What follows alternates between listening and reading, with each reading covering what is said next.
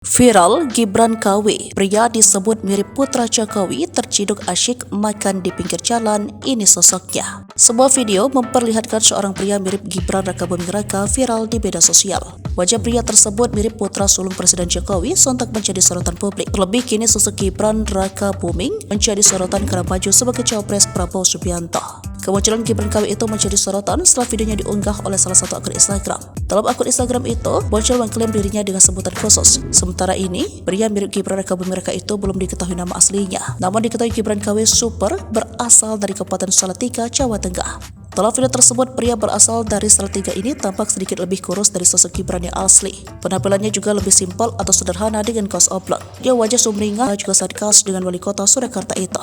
Ekspresi pipi saat bertemu sapa, sembari melemparkan senyum tipis ala Gibran kepada sekelilingnya pun tergambarkan. Dalam momen tersebut, Gibran KW Super nampak tengah menyantap makanan dan minuman es teh manis.